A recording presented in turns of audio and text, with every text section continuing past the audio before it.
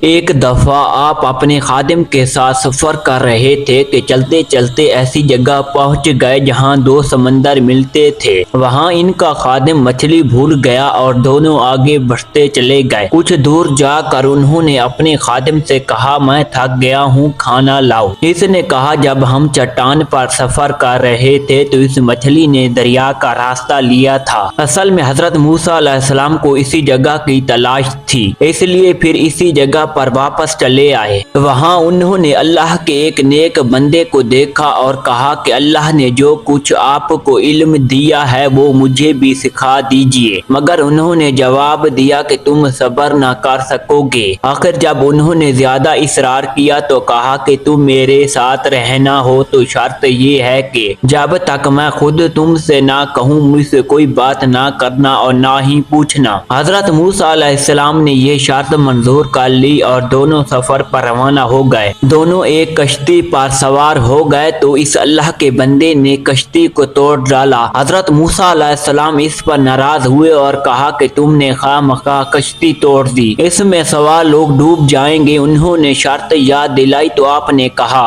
میں بھول گیا، اب ایسا نہیں ہوگا۔ آگے بڑھے تو خشکی پر ایک لڑکا ملا جسے انہوں نے قتل کر ڈالا۔ اس پر موسیٰ علیہ السلام بگڑ گئے اور کہا، بغیر کسی قصور کے ان کو مار ڈالا، آپ نے بہت برا کیا۔ اس پر انہوں نے کہا کہ میں نے کہا تھا کہ آپ میرے ساتھ نہ چل سکیں گے۔ پھر دونوں میں قول قرار ہوا۔ چلتے چلتے ایک گاؤں میں پہنچے جہاں کے لوگوں نے ان کو اپنا مہمان بنانے سے انکار کر دیا، مگر ان دونوں نے دیکھا کہ ایک دیوار گرنے والی ہے، اس کو انہوں نے درست کر دیا۔ حضرت موسیٰ علیہ السلام پھر صبر نہ کر سکے اور کہا کہ اگر آپ چاہتے تو ان سے کام پر مزدوری مانگ لیتے۔ اللہ کے بندے نے ان سے کہا کہ اب ہم دونوں ایک ساتھ نہیں رہ سکتے، مگر جدا ہونے سے پہلے ان قصوں کا مطلب سن لیجیے۔ کشتی چند غریب آدمیوں کی تھی جو اسے کرائے پر چلاتے تھے۔ دریا کے اس طرف کا بادشاہ زبردستی کشتیاں چھین لیا کرتا تھا۔ میں نے اس کو توڑ دیا تاکہ عیبدار ہونے کی وجہ سے اسے کوئی نہ لے۔ رہا لڑکا تو اس کے ماں باپ ایماندار تھے، مگر یہ سرکش اور کافر تھا۔ ڈر تھا کہ اس کی نافرمانی اور کفر سے ماں باپ کو تکلیف پہنچے۔ میں نے قتل کر دیا تاکہ اللہ تعالیٰ انہیں مہربان اور نیک بیٹا عطا فرمائے۔ دیوار شہر کے دو یتیم بچوں کی تھی جس کے نیچے ان کی دولت دفن تھی۔ ان کا باپ نیک تھا، اگر دیوار گر جاتی تو دوسرے لوگ ان کی دولت پر قبضہ کر لیتے۔ اللہ تعالیٰ کی مرضی یہ تھی کہ دونوں جوان ہو کر اپنا خزانہ نکال سکیں۔ یہ جو کچھ ہوا تمہارے رب کی رحمت کا نتیجہ ہے، میں نے اپنی طرف سے کچھ نہیں کیا۔ یہ وہی باتیں تھی جن پر صبر نہ کر سکے۔ حضرت موسیٰ علیہ السلام اس کے بعد ایک عرصہ تک بنو اسرائیل کو ہدایت کرتے رہے، برائیوں سے روکتے رہے، اچھائیوں کی تاکید کرتے رہے اور آخر کار اپنے اللہ پاک سے جا ملے جس نے ان کو بھیجا تھا۔ جو قوم اللہ کی نافرمانی کرتی ہے تو ان کو تھوڑا تھوڑا عذاب دے کر خبردار کیا جاتا ہے، وہ اگر پھر بھی نافرمانی کرتی رہتی ہے تو اس کو کچھ عرصہ کے لیے بالکل ڈھیل دی جاتی ہے تاکہ وہ بالکل غفلت میں پڑ جائے، پھر ایک دم اللہ کا سخت عذاب آ کر اس کو بالکل ختم کر دیتا ہے۔ فرعون خود کو خدا کہلواتا بنی اسرائیل پر ظلم کرتا تھا۔ اللہ تعالیٰ نے اسی کے گھر میں موسیٰ علیہ السلام کو پلوایا اور پھر حضرت موسیٰ علیہ السلام کے ذریعے سے اس کی قوم کو ختم کر دیا۔ دوسرا سبق ہم کو یہ ملتا ہے کہ جو قوم بہت عرصہ تک کسی کی غلام رہتی ہے، اس کی رگ رگ میں غلامی بس جاتی ہے، غیرت بہادری ختم ہو جاتی ہے اور اس کا جی چاہتا ہے کہ بار بار وہی غلامی کی باتیں کرے جس طرح بنی اسرائیل نے آزاد ہونے کے بعد کی۔ تیسرا سبق ہم کو حضرت خضر علیہ السلام کے قصے سے ملتا ہے کہ اللہ تعالیٰ اپنے نیک بندوں کی حفاظت ان کی زندگی میں کرتا ہے اور ان کے مرنے کے بعد ان کی اولاد کی حفاظت کرتا رہتا ہے۔